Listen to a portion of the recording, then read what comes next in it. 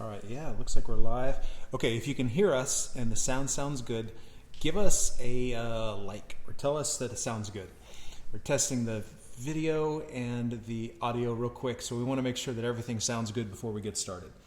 So those of you that are six people online, let us know how it looks and how it sounds. Testing 1, 2, 3.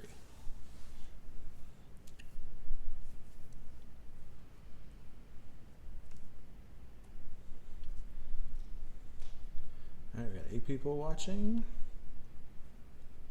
Oh, there we go. Oh, Brad said I was adorable. Oh, isn't he though? I try. Corey's online. Rebecca Lanning. Jen Robinson is there. Good. Well, what we're going to do, we have no preview, so you're just going to see us sitting here staring at the camera for the next 5 minutes, especially if the sound sounds good. Let me give you a little behind the scenes. So Emily is actually, Brian's with us. Let me give you behind the scenes here. So here is our crew today. There's Emily. Emily is running sound. Can you see that? David, can you see that? Sort of. Emily is running sound. And Davey, that's me. Davey is drinking his water. Davey's running the video. And then Groot, I don't know if you can see Groot, but Groot is... Looks like you might be taking a nap. He's taking a nap. So we have the whole family involved today. Let's see how that looked. Brian is there. Miss Kay is asking us to turn it up. So Emily, maybe you just watch that real quick and just make sure it sounds good. Of course, it's also Miss Kay will be dependent on if I'm talking this way or if I'm talking down like this. That will make a difference. Miss Arthurline is with us. All right, we've got 12 folks. Oh. How many of you actually had to go to work today? Did you have to go into work? I've been working from home, actually working from outside. It's nice and quiet out there. And so I'm not having to go into work. It's nice because I get to sleep in a little bit. I get to go, like sometimes we go to lunch or go run to Target for essentials. It was essentials this time. Was it? Yeah. We went to Best Buy. That was not... we needed a new wireless router. That's essential right now. You gotta have that. So I work from home and I need the internet. And my wireless router that I just bought, it's an Orbi, just bought it like 8 months ago, died, crashed, right before I had a really important meeting. So I ran to Best Buy. I had to go get like another $200 router. It was nutsy, Best Buy. Yeah. Anyway, the mayor has said that he is strictly enforcing the governor's edict about non-essentials and all the rest of it. And he also put in there that they're strictly enforcing the boat ramp. So church members, if you are one of those ne'er-do-wells that like to hang out at the boat ramp in Canyon Lake, understand that Brad and his partners will be out there strictly enforcing no fun, no boat ramp until this quarantine is ended. Go back home and sit in your living room and watch a screensaver or something. I guess that's the way it goes. Who else do we have here? Beth Ann, Arthurline, Kimberly Andrews. The Andrews family's here. Hi, Kimberly. I miss you. Corey Moore stayed home and worked. Kimberly Andrews did. Rebecca Lanning, she didn't go anywhere. That's good. There's Lolly. Hi, Lolly. Hi, Lolly. Lolly won the $10 gift card. She should have got it, right? Yeah, they went out. If you got your gift card, let us know. Yeah, let us know. And when you try to spend it and they say there's $0 on it, don't blame me. I just picked them up off the ground. Courtney Skaggs. Hey, Courtney. Good to have you here, too. Looks like we got 20 folks watching us. We'll give everyone else a few more minutes. As I said, we have Davey, who's on the camera today. He's working the camera and watching the live stream. And Emily is our sound technician. And she is making sure that we sound good. So if we sound good, it's all because of little Emmer Squeeze. She's the one that caused it. And then we have Groot. He's because if we were to put him in the garage or put him away, he would be barking, and he just does, take him outside and he barks. He barks because he wants you to go outside. He doesn't bark because he wants to come in. And so he's laying over there being really quiet. He's asleep. Is he? Yep, taking a nap. Good. So hopefully he'll be quiet. So the whole family is with us here. Oh, Lolly got it. All right, Lolly. I think you got the trick one. So when you go to the HEB cash register and they call the police on you, it's probably Miss K. Your grandma did something. I don't know. Corey Moore, I thought you'd ask who had to go to work. So Corey, did you have to go to work? I'm sorry. That's not good.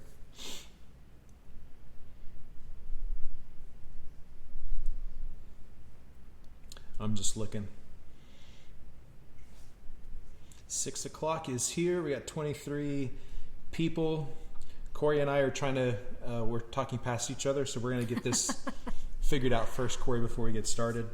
But thanks for joining us on this 6 o'clock Wednesday night, and we'll get started here in a couple minutes. There's Bonnie is watching. Hey, Bonnie, good to see you. Oh, yeah, Corey and I are all synced up. We know what we're talking about now. So Corey did have to go to work. Oh. Yeah. Yeah. It's a good thing they work in town, right? It's not a long drive. Not a bad commute, yeah. It's not bad. It's like Wednesdays can be really hard, especially when you work in San Antonio or live in San Antonio to get up to New Braunfels. All right. We got 24 folks watching. Let's go ahead and get started. We're going to start with a word of prayer, and then we'll talk about what we're going to do over the next 45 minutes or so. And then we'll take your prayer requests and any questions you might have and pray through those. In fact, let me just bring one up just because, just so I don't forget. Jack mentioned that he has a family friend who has been diagnosed with coronavirus, double pneumonia, and is in intensive care. If you just pray for the family friend of the Lanes and anyone else that's impacted by that. But I want to push that out to you now. If you do have prayer requests, go ahead and put them in the comments, and we'll get to those right after our AMA. If you have questions for us, then go ahead and put those in the comments as well. I'm going to try to monitor it. Remember, I have like a 45-second delay. So if you have a question, I'll get to it eventually. I just need to scroll up and see it. All right, let's start with the word of prayer. Lord, I thank you for these people who have joined us through live stream on this Wednesday afternoon. And I know each one of them have their own lives and their own concerns and their own troubles that they have cast upon you. But Lord, I pray that you'd encourage them over the next hour. I pray that they would get to know us a bit more. I pray, Lord, that you would maybe still their hearts. Pray that it would, through this, it would build some fellowship in our church and those who watch through our live stream community. And I pray, Lord, that you'll help our church. These are unprecedented times, and we don't know when we'll meet again. But we do know that we love one another and that we are a family as a church. I pray that you'd help us over the next weeks or months to really understand what it means to be a first century church and to live out the commands that you've given us. For it's in your name I pray. Amen. All right. Again, thanks for joining it. We do have 24 folks. I think we are in good shape here. Yes, Kimberly brought up pray for those struggling through this pandemic. Yes, definitely. And pray for those who are on the front line, nurses, police officers, and people that have to deal with the public, that the Lord will keep them safe. All right, let's talk a little bit about what we're going to do. First, let's talk about the schedule. So the mayor came out just maybe an hour ago, and President Donald Trump is probably still talking about what the next stages of this quarantine looks like. And it sounds like the next step is a 30-day quarantine. So the president, as well as Governor Abbott, has asked us to socially distance ourselves for 30 days in order to conquer this enemy. And what we as a church want to do is not only honor the wishes of our elected officials, but also exercise wisdom in the decisions that we're making. We don't want to be a church that causes the virus to spread through New Braunfels. I think that would be a bad testimony for our church. I think anytime we meet, it has to be with the right and proper spirit. We can't meet because we're wanting to be Patrick Henry of New Braunfels, Texas. If we're meeting, it's not out of pride or out of arrogance or out of trying to show somebody, but because of a genuine conviction that we need to get together. And so we have Easter coming up. We have, of course, our Sunday service will be 10:30 this Sunday. It's Palm Sunday, so make sure to tune in to the YouTube channel this Sunday at 10:30. The following Sunday is Easter. And man, Easter is just the time that we always get together, right? We have our extended church family, maybe that doesn't attend as much. Right. They come in, and it's really tough because we're not going to be able to do that this year. So we're really praying about kind of what we can do to make Easter Sunday special. I know some people have talked about drive-in church, and the only thing I have with the drive-in church is that it's extremely inconvenient because you're going to drive to the campus. We have to keep the buildings closed. Kids can't play on the playground. You can't use the bathrooms. And I'm basically yelling at you from the parking lot for an hour. I don't know that it's a great experience. Like, you have your kids in the car. You have to turn on the air conditioning, the heat, whatever. And I have really enjoyed actually doing these YouTube videos. And it seems like you as a church have really got something out of this. So we might do this again for Easter Sunday, but we're still praying about it and thinking through the logistics of how that will all work. So pray about Palm Sunday this Sunday. We'll meet online at 10:30. And pray about Easter Sunday, that the Lord will give us direction on how we can still make Easter special without meeting in person. And so we're going to follow the president and the governor, and now the mayor of New Braunfels has chimed in as well, strictly enforcing those boat ramps.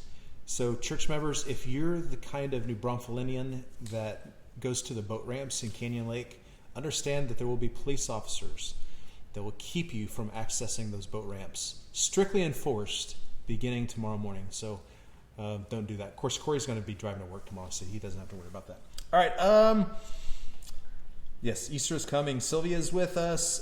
Janet, yes, pray for Emma. She has pneumonia. They live in Fort Walton. Yeah, that area. Area, Fort Walton Beach, Florida now. She was doing so well. They've been out there for a couple months, and now she's in the hospital again. Just pray for Emma, and pray that the rest of the family remains healthy, so that they can visit her. Yeah, that's tough. Spend time with her. Yeah, and pray for Jacqueline's friend who's been diagnosed with the coronavirus, double pneumonia. All right, so let's get started with what this is called. AMA. You know what AMA stands for? Ask me anything. But me is singular, and we're plural. We're an us. So it's really ask us anything. So we're calling it AMA because everybody that uses Reddit knows what AMA means. So we wanted to use something that everyone knew, and clearly... But according to our experience, that wasn't very many people. So it's AUA, AMA. It means you can ask us anything. You can ask us stuff. So I put up... So I put this out on Facebook, and all you smart Alex just made comments about AMA, and you made comments about kinds of questions you're going to ask, but no one actually asked a question. And so I went to my dear daughter, Emily, who is running sound for us right now, and I asked her, what kinds of questions should your mom and I answer during our AMA? And my daughter, she went to town. She had all the best creative questions in the world. It was perfect. And so I jotted them down. We had Kristen gave us some, and we had some other church members share some questions with. So what we're going to do, against medical advice. That too, yes. Yeah. Is that... One person suggested we do a MMA, which I guess is mixed martial arts. Oh, that'd be fun. Yeah, my thought was maybe in another month it might come to that. If we're all stuck here for another month. I do want you to know that when we lived in Oklahoma City... When you lived in Oklahoma City. Yes. This isn't a we. My family. My parents got me a free 1-month lesson in karate. And so we went to the storefront karate class in Oklahoma City. I want you to know, if it ever comes to MMA, I am a gold belt. I have graduated from... So how long did you take karate for? I think it was 1 month. Okay. See, I used to do kickboxing classes, and I did it way longer than 1 month. How old were you? 24? 22? 24? Well, my karate experience was during my really informative years. I was like 12, and it's really stuck with me.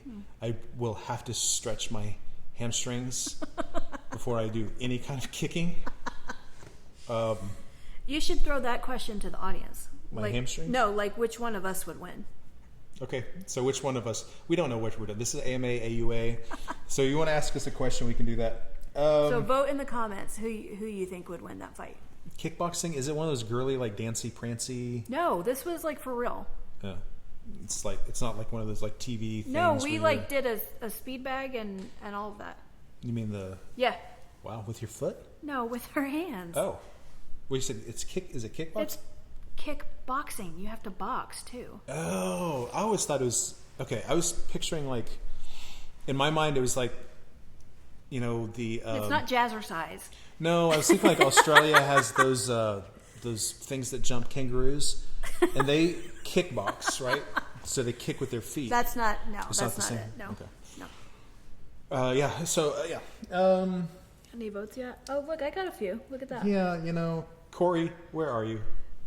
Jump in. I'm a yellow belt. That means I went through white belt and I went through 3 degrees. So I took electrical tape and put it on my white belt. That was degree 1, degree 2, degree 3. I don't think that counts. Well, my sensei, who Is that like official? you would know this, is the master Yes, teacher. I know that. It was on an episode of The Office. One thing I remember about my sensei is that he picked up a battery with his feet and pulled it up. Ooh, I think I just pulled Yeah, something. don't do He lifted his leg up and took the battery in his hand. And forever after that time, I try to pick things up with my feet, like sand and just... So, Corey, I have that experience. During my formative years, I would think... Lolly. Oh, look, you got a vote.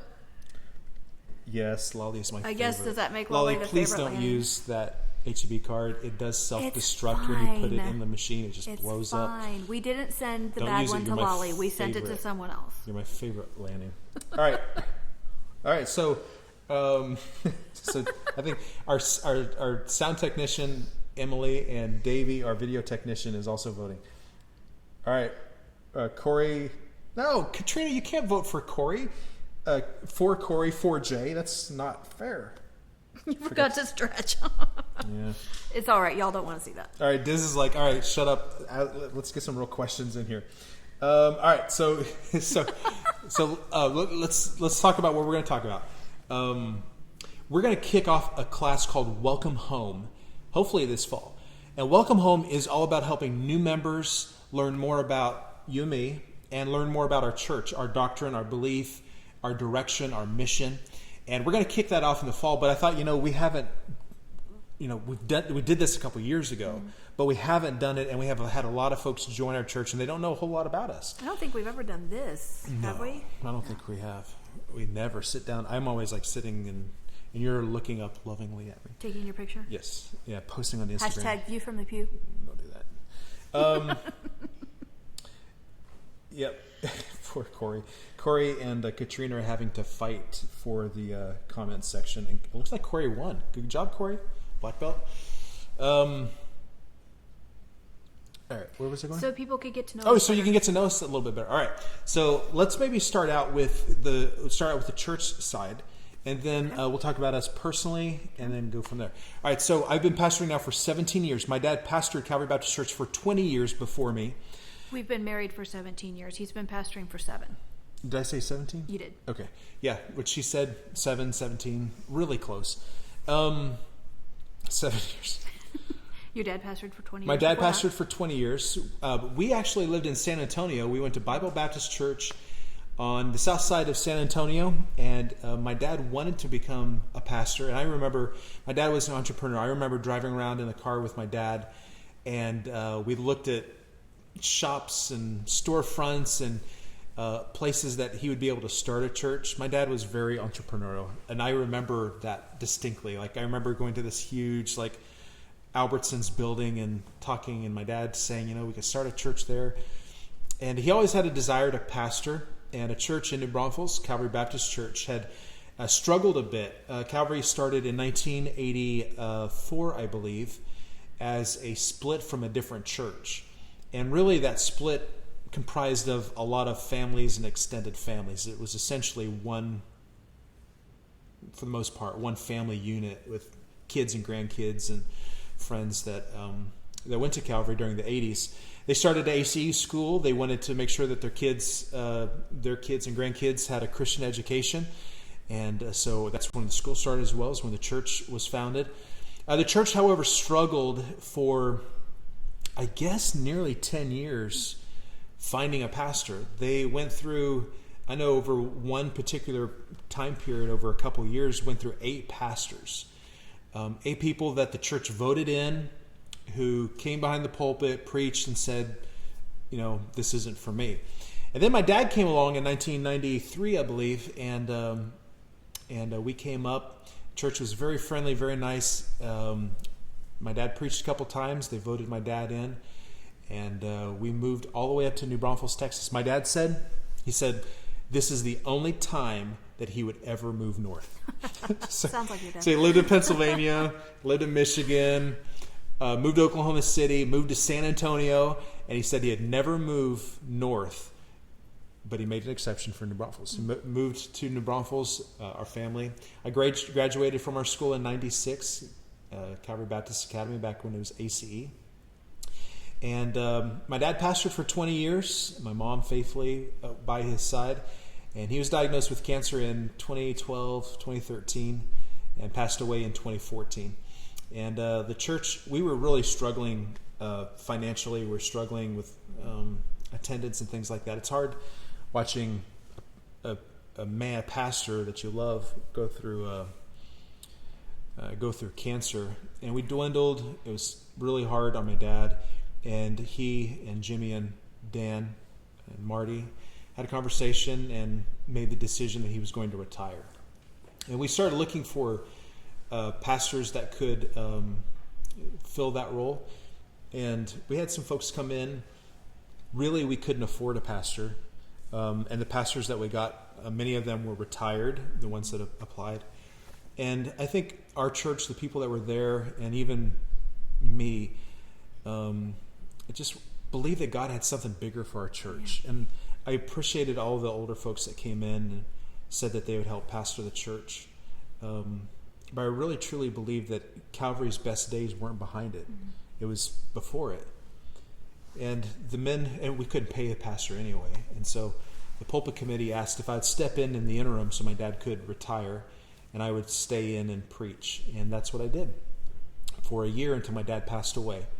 And my dad sat on the pulpit, on the stage. He had his chair there, and it was still my dad's chair when I never sat in his chair because I was the interim pastor and he was the pastor. I never made any major changes because he was the pastor. I was the interim pastor. Then when he passed away, the church voted me in, and now we've been doing this for 7 years. Mm-hmm. It's Yeah. basically the gist of where we are and why we're here today. And the Lord's blessed our church, and I hope you've seen that, and I hope that you don't take it for granted. There are so many churches that are closing down, and so many churches that are really struggling. And I think we have something unique. I think we have a bunch of really good people in our church, and I think the people that visit our church are looking for normal people who love the Lord, who are separated, who want to do what the Bible says, but they have a balance about them, a maturity about the way they live their life. And I hope that, if you don't attend our church, I hope that you'd find that if you attended. If you ever do attend, I'd love to hear your feedback on that. So that's a little bit about why we're here and where we are today. I'm going to look through the comments real quick and just see who else voted for me. No one else. It's not good. Stephen Funis. Oh, thank you, Stephen. So she'd beat me up for 8 rounds, and then I would come in the 9th round and just take care of business. That's exactly what would happen. Ladies first. How do you do? Okay, so Kim Andrews asked, watching the two of you minister together is one of my favorite things. How do you do it so lovingly and wholeheartedly? Hi, Kelly. Good to see you. So that's a really big question, because I will tell you that I have never, and maybe this is the wrong thing to say, I've never really felt like a pastor. I've never felt like I could be my dad, I guess is maybe the best way to say it. And I'm not a public speaker. My dad was a public speaker. My dad could get up and speak for 2 hours and not even look at his notes. I mean, that's just who he was. And but the Lord laid the burden of this church on my heart. and I didn't want to see this church closed down. I didn't want to see my dad's legacy disappear. And though I felt inadequate, and though I felt unprepared, and I mean, you probably felt the same way. Probably a little more so. We stepped into it and said, this is what we're going to do. And we're going to serve God. And if however long it will be, and frankly, 7 years is way longer than I would have ever anticipated, that we would help this church become healthy, become sustainable, and that we would help Calvary Baptist Church be a church that can lay tracks into the future and will always be around. And that's really been my drive. Part of it's personal, like my dad not wanting that legacy to disappear. And part of it, and it's of course spiritual as well. I want to see people's lives transformed. I feel what Paul said in Philippians, where he said, my heart is so tender towards you. I think about you all the time. I love you and pray for you. I was reading in Colossians. He said the same thing. You're saved. You're growing. I'm just praying for you all the time. Paul was just so preoccupied with these churches, and I would have never understood that until I actually pastored. Yeah, that's a good way to put it. He is very preoccupied with this church. When he gets up there and says, I think about you guys 24/7 and all of this, he's not exaggerating. This is not a role that I ever sought for us, for sure. But now that we're here, I almost can't remember what it was like before. And I can't picture what it would be like without it. It's a really weird thing. We do talk about you all the time. Yeah. In a good way. Except for Corey. Stop. We think of you. We pray for you. Yeah. When you're not there a couple Sundays, we honestly miss you. It's not like we're like obsessive girlfriend. We're just hoping that everything's okay for you, because we genuinely are concerned about you. And I think maybe that's a good thing. Maybe it's a good thing that somebody in your life thinks about you and prays for you, and spiritually is concerned for you and your family. It of course is a huge weight, though. Oh yeah, absolutely. I mean, the responsibility of trying to minister to and teach and lead the people that God brings to Calvary. And trying to grow yourself, right? Yeah, so exactly. you look out and you say, like, all these people, they need the Bible, they need the gospel, and I feel so unprepared and inadequate to even help them. What can I do to help them? And I know it's been a challenge for me. Like, I try to push myself to become a better speaker, a better pastor, a better preacher, that sort of thing. But we do. We think about you all the time. And recently, Jay and I, we've been so heads down on the church. And recently we said, the church is God's church. It's not our church.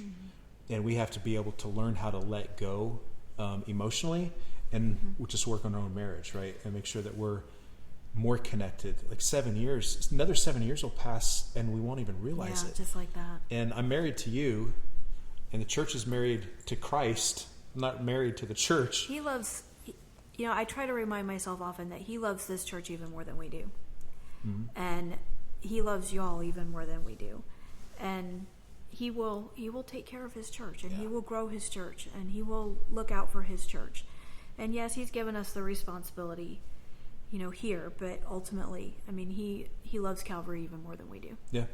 And you have to understand, you can't be you can't be everything all the time. Right. The Lord, when I started pastoring,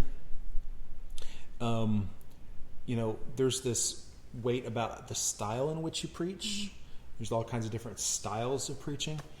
And I'd heard preaching about certain styles of preaching. When I talk about styles, I'm talking about like the way in which you communicate the message.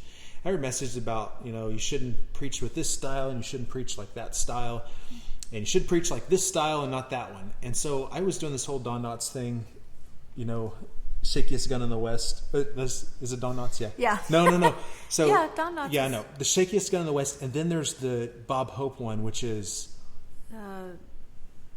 Paleface? Paleface. It's the exact same script. Just two different people. So, but the Don Knotts one is not the same in this regard. So there's this bit with Bob Hope. So Bob Hope has his guns. He's going out to fight the gunfighter. He doesn't know how to shoot.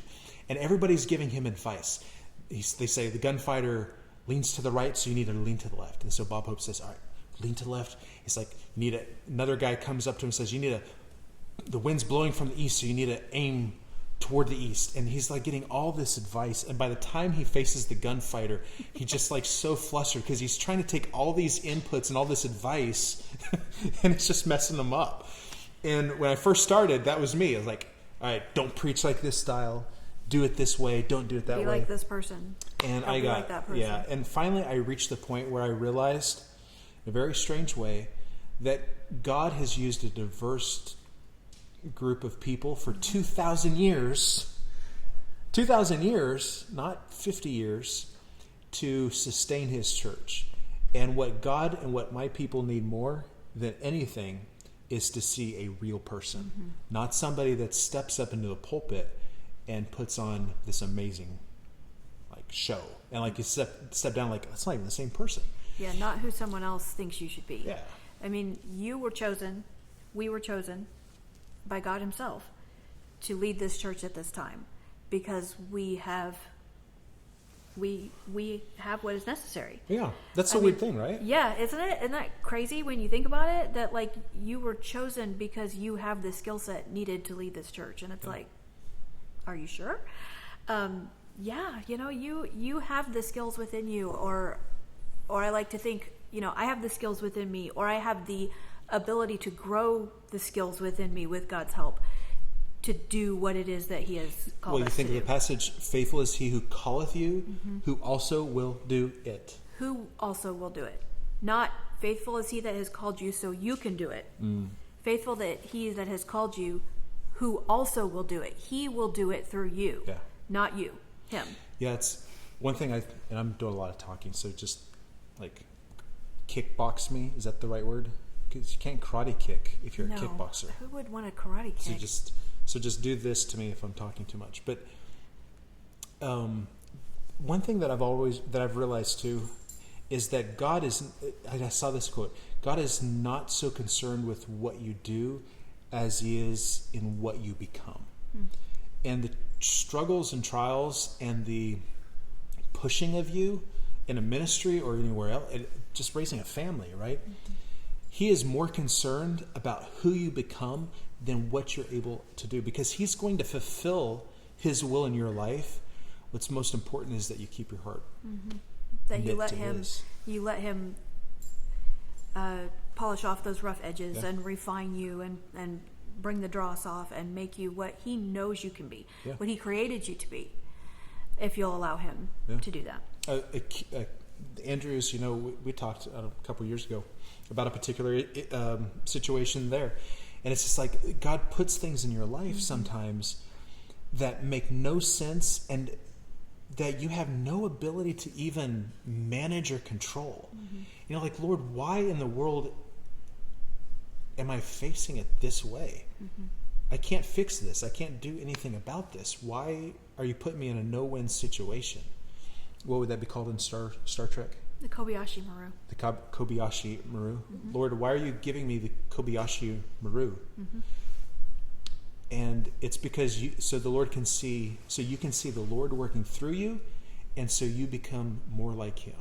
Wouldn't it be something if the Lord just says, you know what? All the problems and all the situations, all those things that you thought were so important that you needed to focus on, that wasn't what I needed you to focus on. I needed you to focus on you getting closer to me. Right. I'm going to take you. I've called you to this. I'm going to take care of it. It's important that you draw closer to me, that you love me, that you understand my grace, and that you understand that I am sufficient in everything. That he is enough. He is enough. He is enough.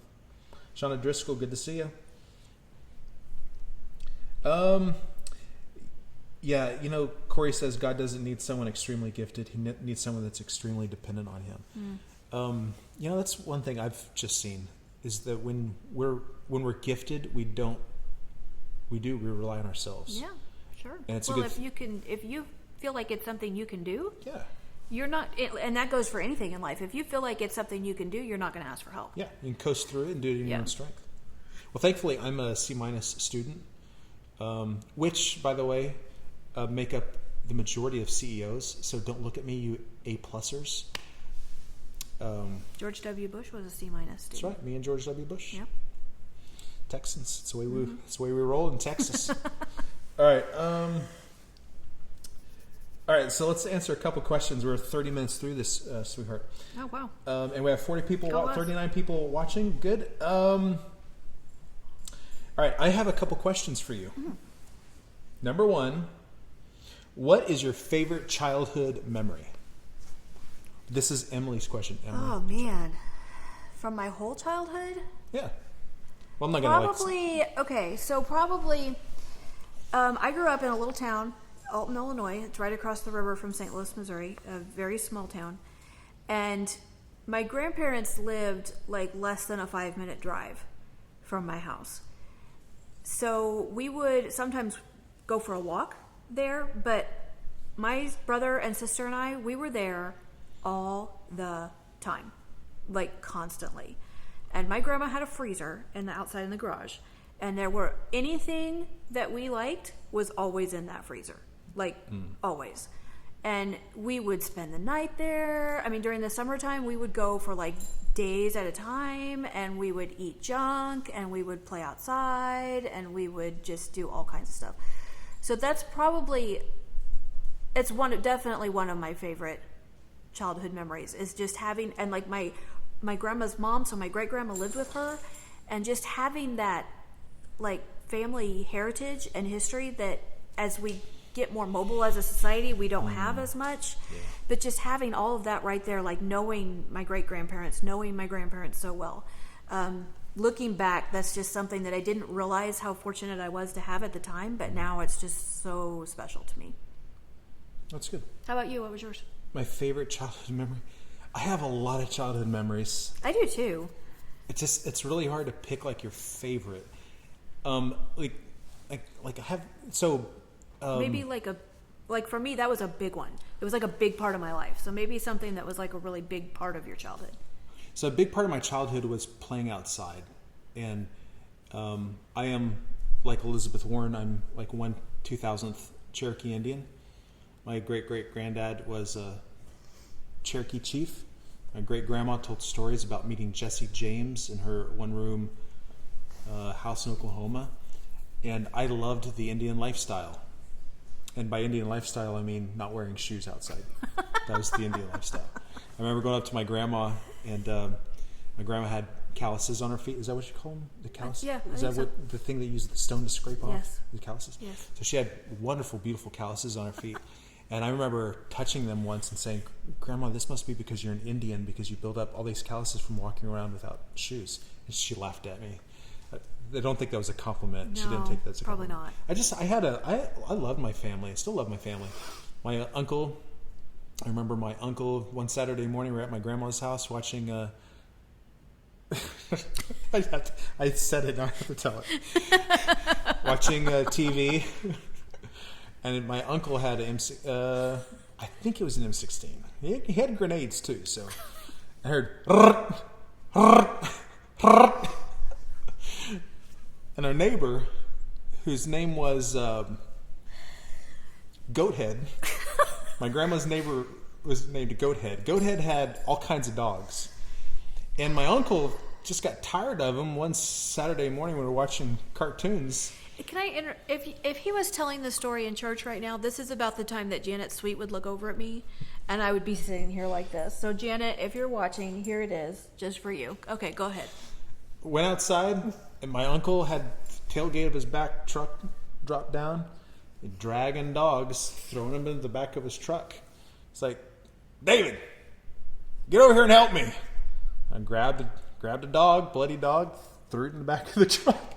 We drove. My grandma behind her house had this little thing.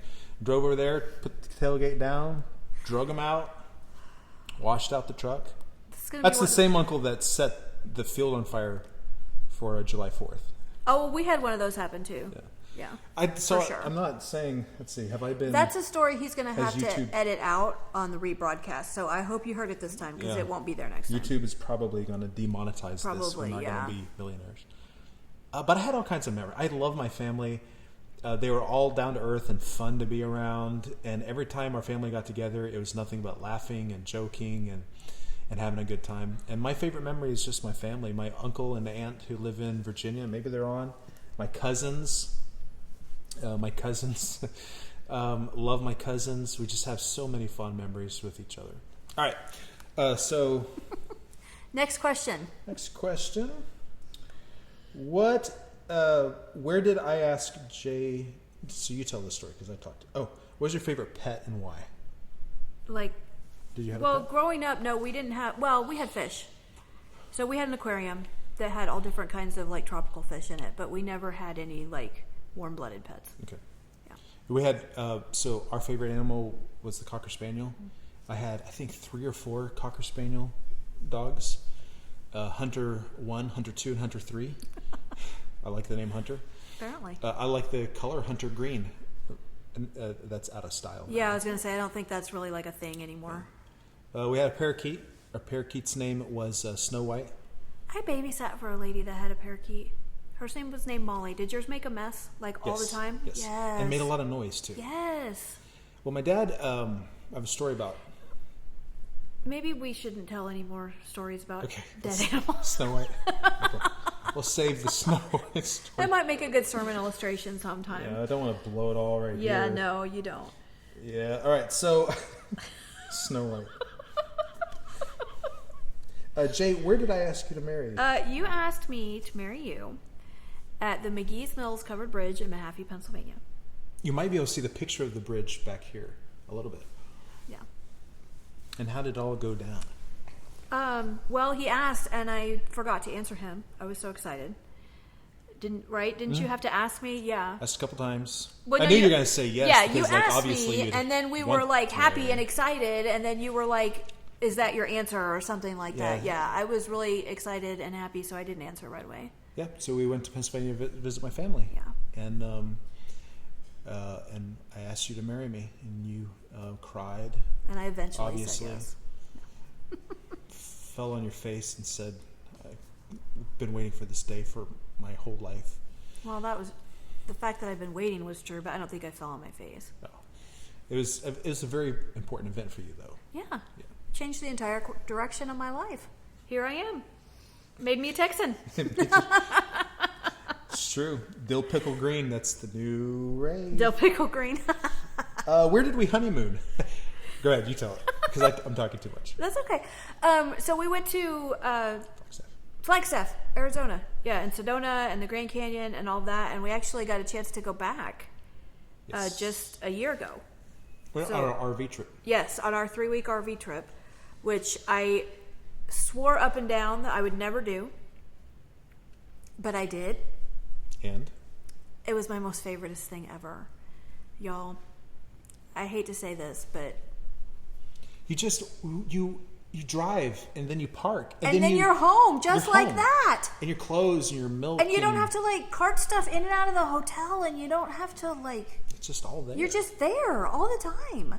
But we went to that area, Flagstaff, Sedona, the Grand Canyon, and then just about a little over a year ago now, we went back and saw it all again with the kids this time and stood in the same spot that we took pictures when we were newly married. It would have been almost 16 years at that time. So that's where we went on our honeymoon. Yeah. So Courtney asks a great question. Who did you see as your mentor? Maybe someone that you looked up to, that you try to model yourself after. I don't know, that kind of changes as you go through different phases of life, but who would you say your mentor? Honestly, probably one of the people that had the biggest influence on me would have been when I was a teenager, and it would have been my youth pastor's wife at the time. Lori was her name.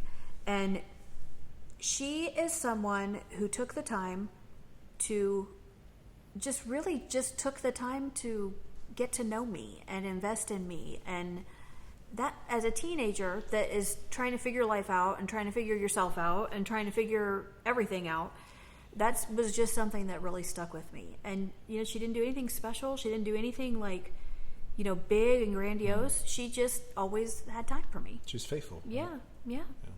How about you? From a mentor perspective,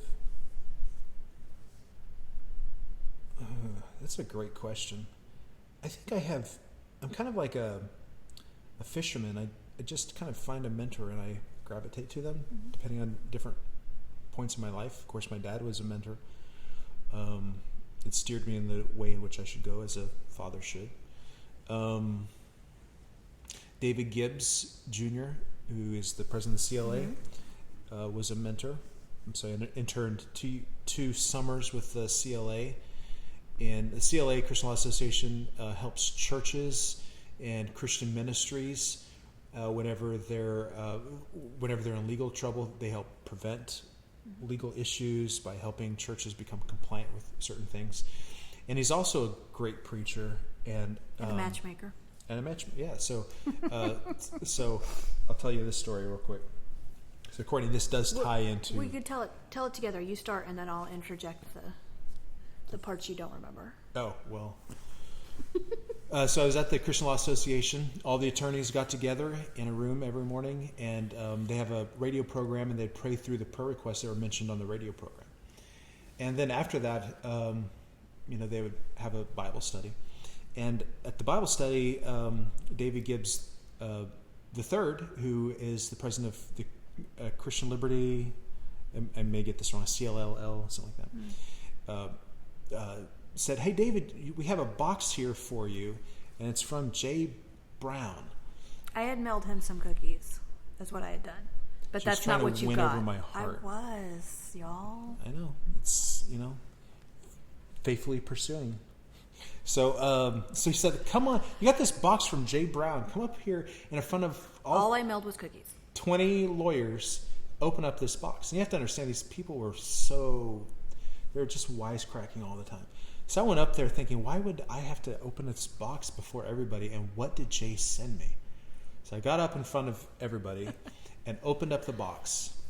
And I pulled out a piece of paper, I pulled out a magazine, and on it was circled a ring. And it said, "I want this one." And David Gibbs, I didn't send that. The third, said, "David, now show everybody what's in the box." I turned around. There was another one with a wedding dress and said, "This is my favorite." "All right, David, show everybody." I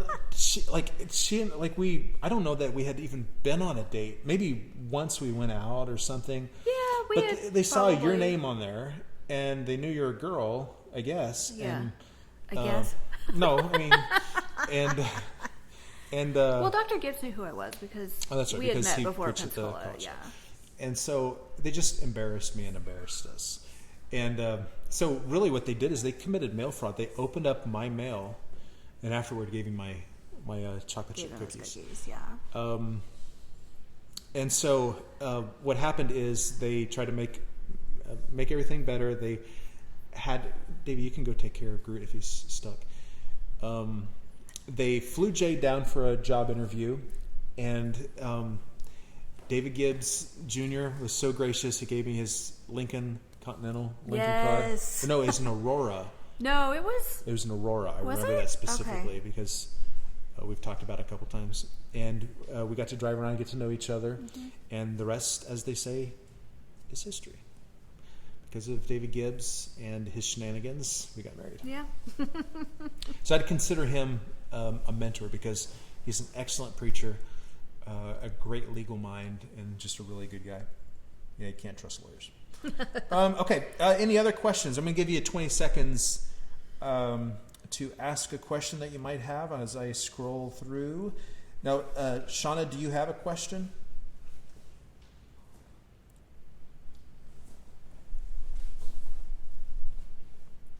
Or did either of you have a childhood hero? That kind of ties into the mentor thing. Yeah. Did you have a childhood hero? Well, I had a Wonder Woman doll growing up. Does that count? Yeah, it does. Yeah. Tell us about your Wonder Woman. She was like a Barbie doll. kind of. Except she was taller than Barbie, so they couldn't share clothes, and that always really bothered me. But yeah, it was was it Linda Carter? Mm-hmm. Yeah, it was basically a Linda Carter doll, and she had her Wonder Woman outfit, and she had, I think, a pink evening gown, if I remember correctly. But yeah, I had a Wonder Woman doll. I had an Inspector Gadget. Okay, that's cool. So it was a fight. And my mom knows this.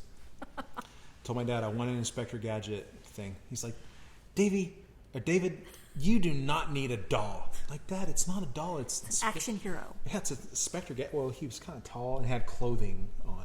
Yeah, like the 12-inch size? Yeah. Yeah, they used to make G.I. Joes that size. Right. So it's an action He's figure. like, David, I'm not going to get you a doll. Dad, it's not a doll. It's Inspector Gadget. He comes with all these things that pop out and twirling on his head. And so I knew where my parents hid our presents. And it was in the closet of the house. And I remember distinctly going in there and opening up a big garbage bag and seeing my Inspector Gadget superhero. Do you still snoop around for presents? Well, we'll talk about that in our 20th year. Okay. I will say that my snooping has had to become more high tech, and it's harder now. Yeah. But we all pretty much use the same password. So if I need a snoop, I don't use the same password as you. Well, yeah, there's some of those sites that's really hard to break into. Mm-hmm. Best Buy. You heard it here first. You can only buy things from me on Best Buy. That's not true. Anyway, you got an Inspector Gadget doll. Yeah. That was your childhood hero. Childhood. Sad. All right, as Shauna is thinking through her question, where did we honeymoon? See one we'd like to answer? What all the cities you have lived in? Not as many as you. I grew up in Alton, lived there most of my adult life till I went to college. And then I lived in Pensacola, Florida for 6 years, 4 as a student and 2 as a staff member. Went back to Alton for a little bit, got engaged, got married, and then moved to San Antonio, and now here in New Braunfels. So mine would be Punxsutawney, that's where I was born. Mahaffey, Pennsylvania. Oklahoma City. McAllister, Oklahoma City. San Antonio, New Braunfels. You beat me. Did.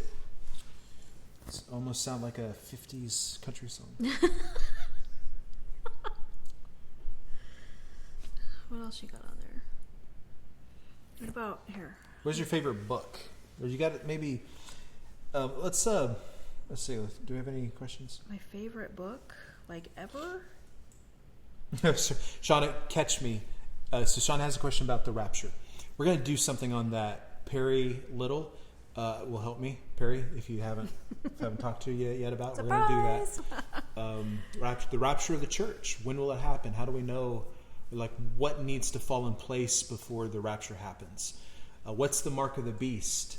What is the millennial reign, the 1,000 years? The second coming of Christ. How does that all kind of fit together? Shauna, that's a great question. And we'll, maybe since we're going to be doing a lot of live streams, maybe that can be something that we talk about within the next couple weeks. Sylvia says, if either of you could change one thing in your life, what would it be? That's a big question. Change one thing? One thing. Well, if it change one thing right now, I would get rid of the coronavirus so we could all go back to normal. That's kind of cheating, though. Yeah, it is. Something about myself. Well, if either of you could change anything in your life. In my life. I don't know. I think I would like my dad to be around right now. Yeah. He'd give some good advice. That's a good one. He'd slap me around a couple times. Yeah. I'd love to hear what he thinks about things. In fact, the other day, after we live streamed our Sunday service, I think we had 80 folks watching. Yeah, we had a lot. And I can just picture my dad he'd be so tickled. Yeah. He would have been watching, and then we'd go home, and then he and I would be chatting for an hour about Yeah. How many people showed up? He'd ask about the analytics, Yeah. the different countries that watched, the average length of time that they watched. I miss that. A political season rolls around, like he and I would go to my mom and dad's house and we'd just watch all the politics and make jokes and eat chili and stuff like that. Yeah. So if I changed one thing, it'd be to have my dad around right now. Oh, is it my turn again? I don't know. Maybe. That's like a big question. Well, I would say that maybe you should have kept up kickboxing, because in a few, if this coronavirus continues, there's going to be an imminent. You can't even say it, let alone do it. MMA. It's a yellow belt. During my formative years, it's stuck. It's like ingrained in my. I would like to see you. I would like to see one of your. I would say that I'm later. like 1/2000th Indian and like 1/2000th Asian as well. Scratch that. All right.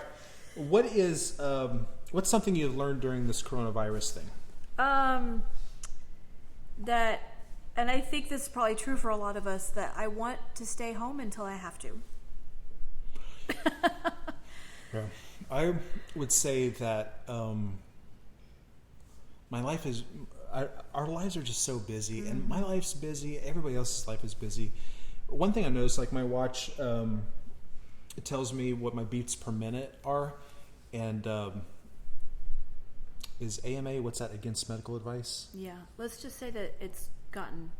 You can tell that you're more relaxed. Yeah. Things have So like my down. watch keeps telling me like I'm practically dead. Like my beats per minute are very low, and I'm like, what is going on? And it's just because I've been forced to stay home, theoretically. And when you're forced to do something, you're forced to rest and relax. And what I have been learning through this is I continue to push, and run myself ragged. And I've got to learn in my sunset years how to Speak for yourself. How to relax. You In fact, balance. yeah, it's okay. That's a great. It's about balance. Yeah. So I think you bought this book for me. I did. Take the Day Off is the name of the book. I would recommend it. And I'll read the back here. Let me read the cover. It says, "Rest your mind, body, and spirit by keeping the Sabbath." It says, "Do you feel overwhelmed, stressed, as though you're constantly on the go and no time to stop and rest? Listen to God's warning signs and learn to be intentional in your stillness."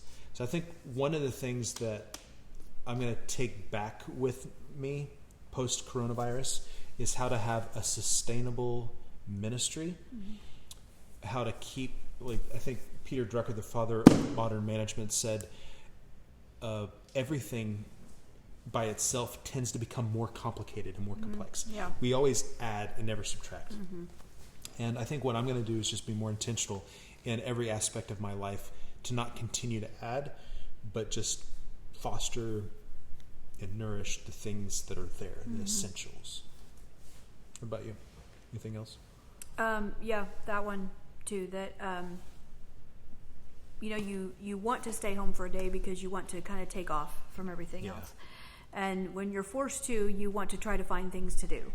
And it's not, like you're saying, it's not about that. It's about finding the stillness and finding the, to do less and to spend more time doing quiet things, reading, studying, growing yourself. Silence.